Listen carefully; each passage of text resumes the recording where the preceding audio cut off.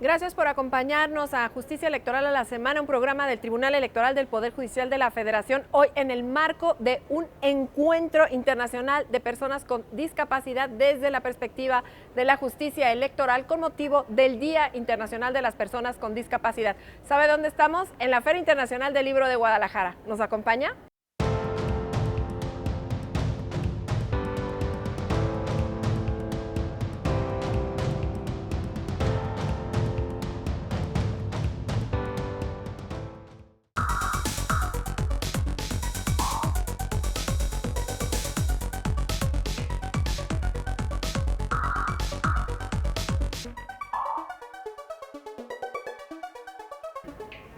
Pues para hablar de este tema, ¿quién mejor que Carmen Carreón Castro? Carmen, un gusto que nos acompañes.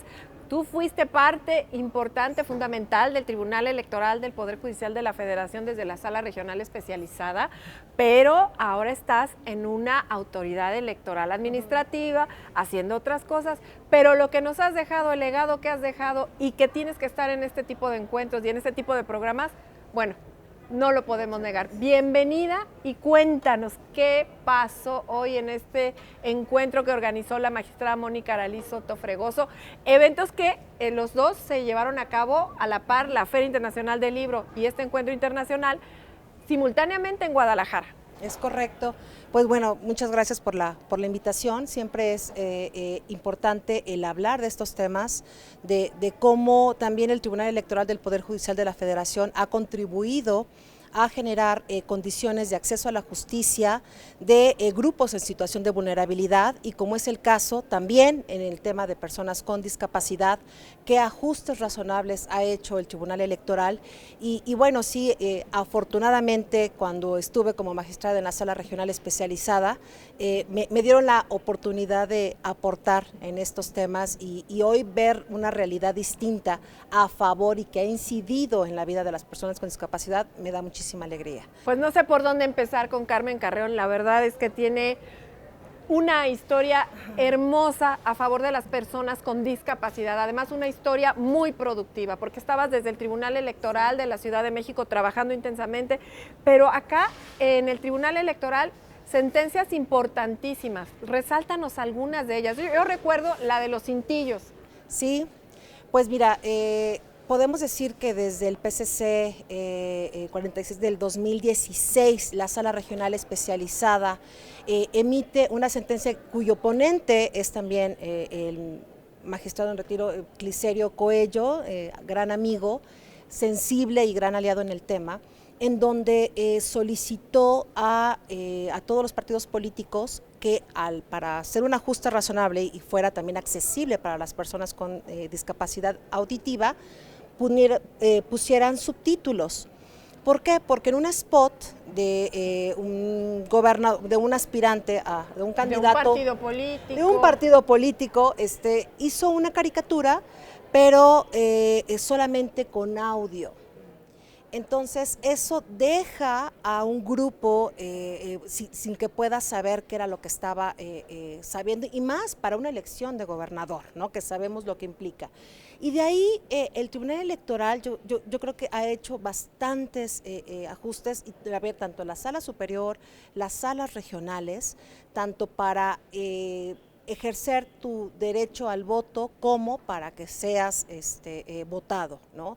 Entonces eso ha ayudado. Hoy comentaba la magistrada Soto en el evento al cual hace referencia que son cerca de 124 sentencias a favor de las personas con discapacidad y eso pues bueno, comparándonos con otras latitudes y aparte un tribunal electoral, ¿no? que también, si bien nuestro principal derecho son los derechos político-electorales, pues también ha generado muchos precedentes a favor de los derechos humanos. Se dice rápido, pero 124 son un número importante. Claro que necesitamos más, pero esto ya está empujando, ¿no? Está empujando para que haya más derechos protegidos. Sí, y mira, de las sentencias que también recuerdo es la del magistrado Felipe de la Mata, el REC 1150 del 2018, en donde se enfrentan pues dos principios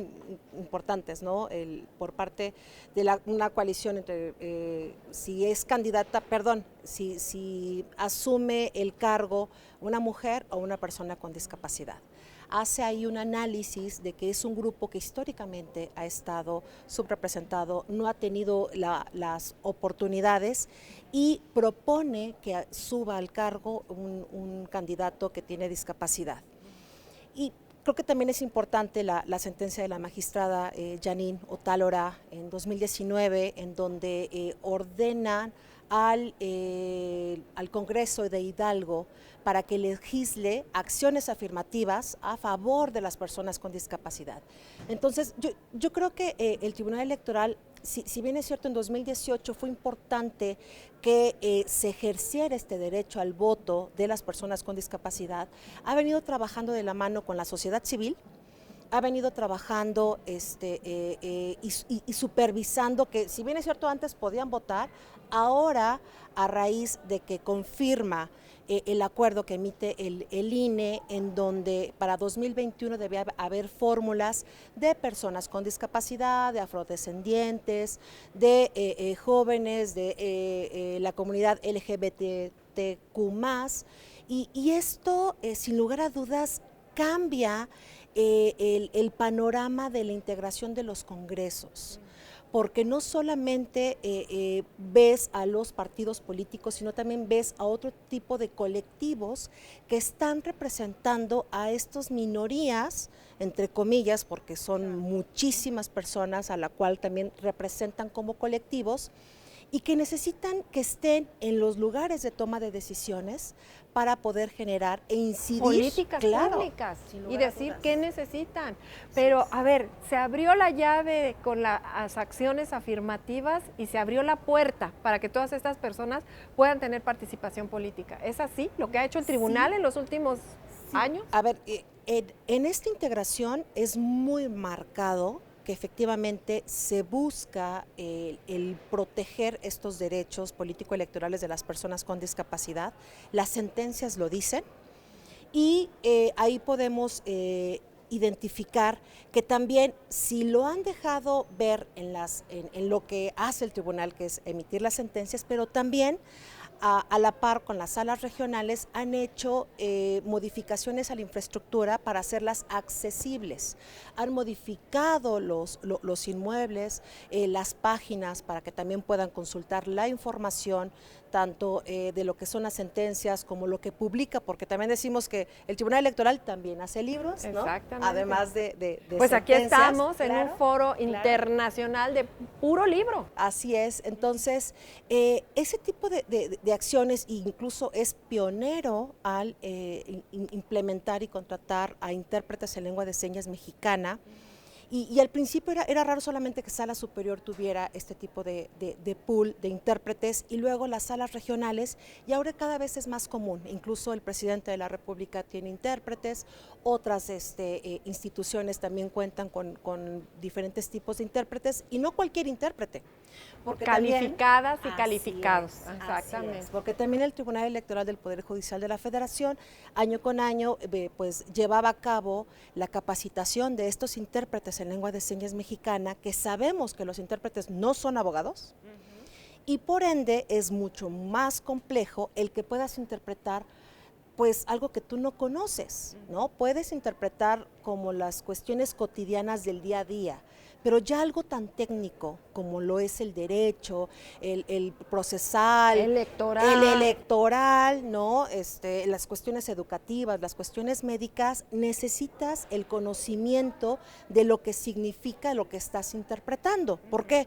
Para el debido proceso, para proteger derechos humanos, para proteger a aquellas personas que, pues, si bien es cierto, no conocen, les estás dando la información en un idioma que no conoce. Entonces, creo que el Tribunal Electoral como órgano jurisdiccional es pionero en este tema. Y está haciendo cosas muy, muy importantes. Y hablando de libros, y en esta sede que tú debes recordar con mucho cariño, sí, claro, presentaste muchos libros a favor de las personas con discapacidad, específicamente el de el lenguaje de señas mexicana, la interpretación. Sí. Cuéntanos de eso que también tú tuviste a tu cargo. Afortunadamente, el Tribunal Electoral me apoyó para que pudiéramos emitir el manual del intérprete judicial en México, así también como el manual de los derechos político-electorales de las personas con discapacidad. Y construimos con las asociaciones de intérpretes el glosario en lengua de señas mexicana procesal electoral. Y esto pues se fue construyendo de las palabras que de manera cotidiana se van utilizando en las sesiones públicas, y es como vamos construyendo también para preparar a los intérpretes y que puedan difundir pues de una manera correcta la información. Bueno, pues ahí está algo, porque has hecho muchas cosas a favor de las personas con discapacidad, de lo que ha hecho Carmen Carreón, que ahora está también compartiéndonos estas conclusiones de este encuentro internacional que organizó la magistrada Mónica Soto. Pero ¿qué te parece si hablamos de eso en la siguiente parte del programa? Hablamos de esas conclusiones, de lo que tú llegaste a proponer hoy, y regresamos. Una pausa.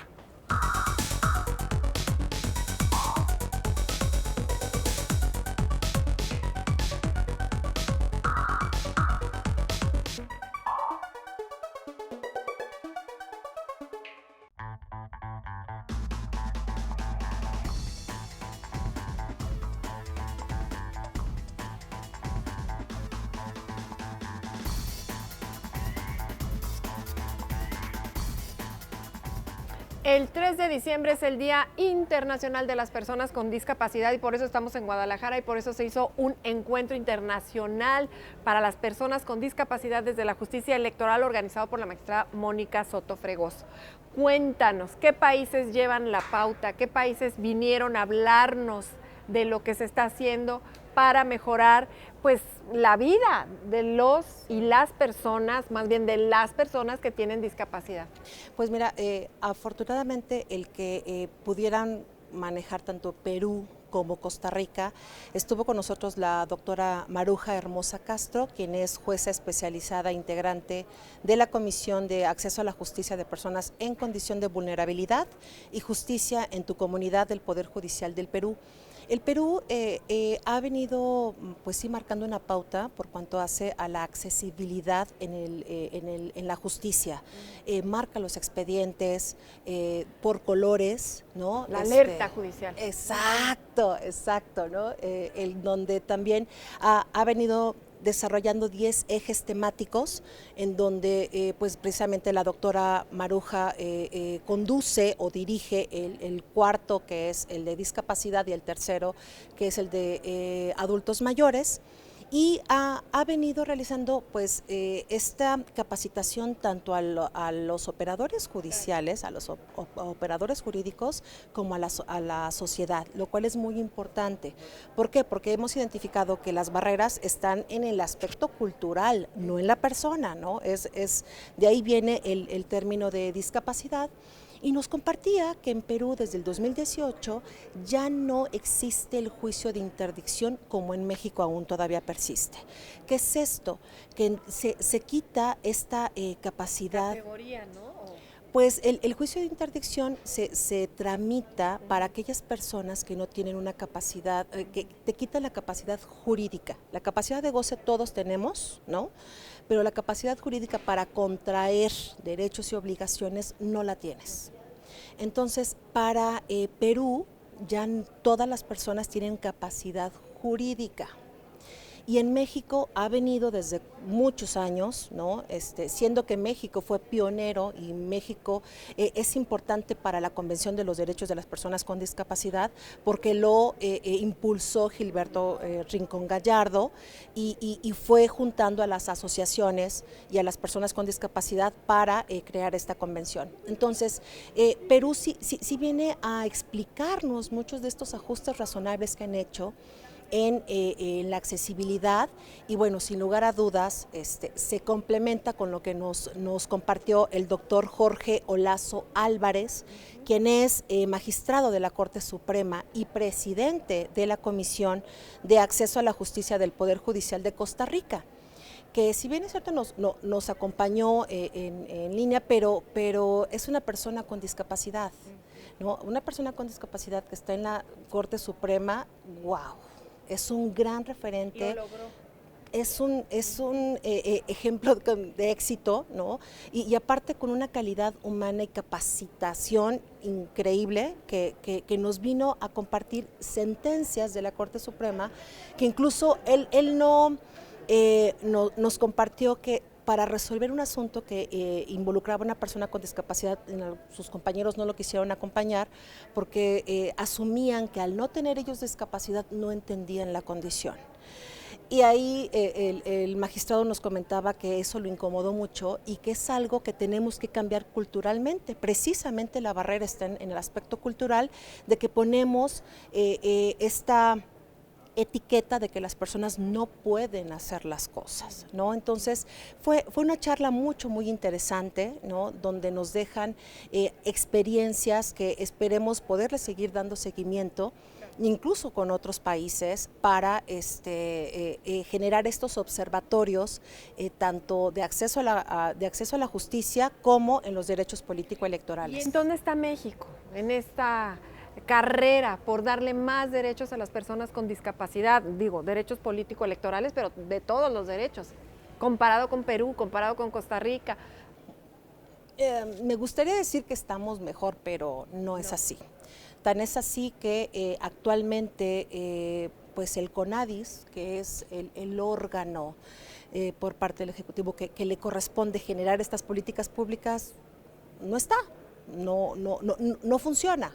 ¿No? Está paralizado y solamente algunas entidades federativas están haciendo política pública, pero por separado, ¿no? Entonces realmente no hay una planeación, no se están visibilizando los derechos humanos de cerca de 7 millones de personas, que no es una cifra menor.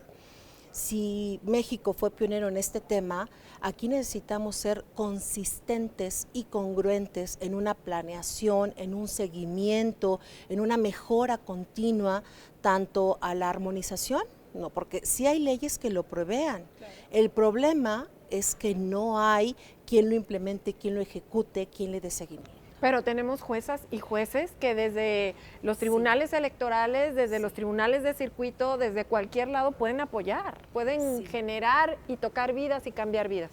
Sí, lo que sí puedo comentar que afortunadamente el Poder Judicial no ha sido ajeno a esto. El Poder Judicial sí ha hecho ajustes, ¿no? Tan es así que en el catálogo de peritos por parte del Consejo de la Judicatura no había peritos en lengua de señas mexicana. Ahorita hay 2, pero ya hay, ¿no? Siendo que desde antes del 2017 no existían, ¿no? Entonces, algo hemos abonado. Sé que esto es de gotita en gotita, pero pues sabemos que tenemos 7 magistrados convencidos, ¿no? Eso es muy importante. Magistrados de la sala superior, que permea a las salas regionales y que esto también permea a los tribunales electorales locales para seguir generando estas sinergias a favor de las personas con discapacidad y de los grupos en situación de vulnerabilidad. Exactamente, porque no solamente es que puedan ir a votar el día de la jornada, sino que también puedan participar en política y también protegen sus derechos humanos, los más vitales, ¿no? De alguna manera, ¿no? Entonces, esto yo creo que lo tenemos que resaltar. Sí, afortunadamente para este proceso electoral, si tenían que cumplir con cuotas, pasó como en las cuotas de género al principio, ¿no? No hay mujeres, igual no hay personas con discapacidad. ¿De dónde los vamos a sacar para que sean Pero candidatos? la cifra que dijiste es contrario, ¿no? O sea, hay muchos.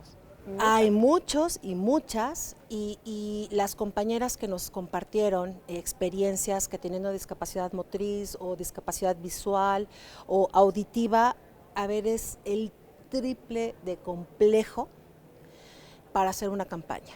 Pero ¿no? tenemos diputadas, tenemos senadoras Sí, que han llegado a con sí, afortunadamente hay ahorita ya representación por parte de esa cuota del colectivo de personas con discapacidad y que tienen que traer la agenda, ¿no? Es como aquellas compañeras diputadas o presidentas municipales o de cualquier órgano que están dirigiendo, pues tenemos que traer la agenda de género como de una cuestión responsable y seguir incidiendo en mejorar la vida de las personas. ¿Podemos aspirar a que un día, sin lugar a duda, alguien llegue a Perú, a Costa Rica, a México? En España ha habido presidentas municipales con discapacidad representantes de partidos políticos. Sí, a ver, es el que veamos a las personas como lo que son.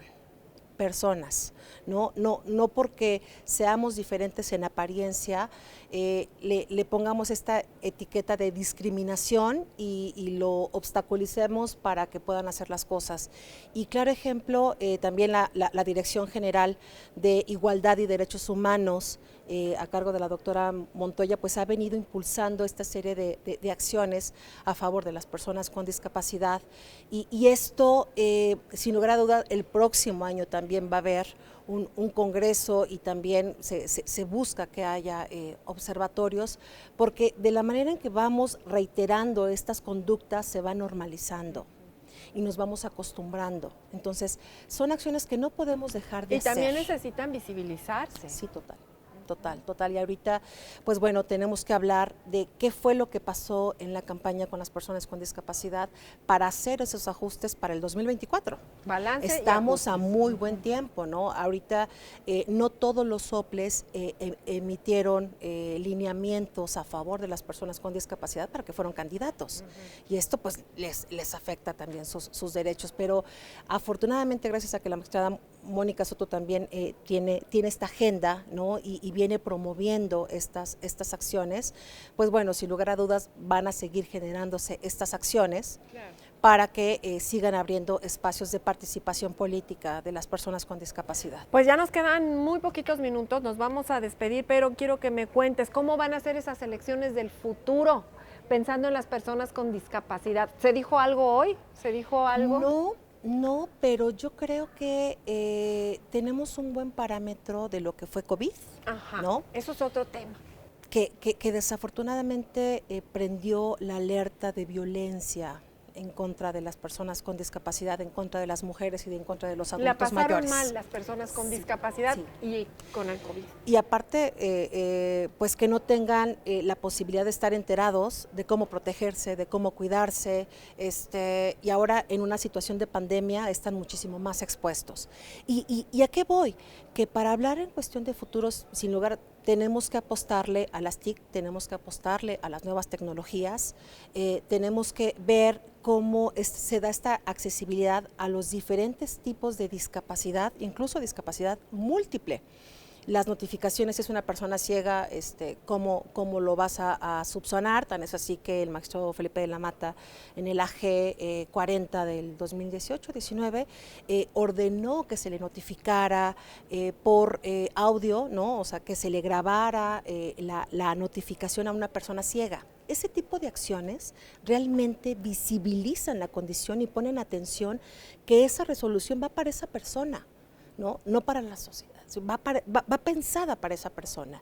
En la medida en que el juzgador y el servidor público cambie esta sensibilidad de visión de derechos humanos, sin lugar a duda, más allá de que existan los recursos para hacer, vamos a empezar a generar otra serie de acciones. ¿Por qué? Porque hay un cambio de conducta, hay un cambio de paradigma, hay un cambio de forma de ver las circunstancias y a las personas. Bueno, pues con esto concluimos. Gracias. Carmen Carrión, muchas gracias por habernos habernos acompañado en este programa especial desde la Feria Internacional del Libro de Guadalajara y con motivo pues de este encuentro que organizó el Tribunal Electoral a favor de las personas con discapacidad y desde la justicia electoral. Carmen Carreón, hasta la próxima. Gracias. Por favor, no deje de seguir Justicia Electoral a la semana.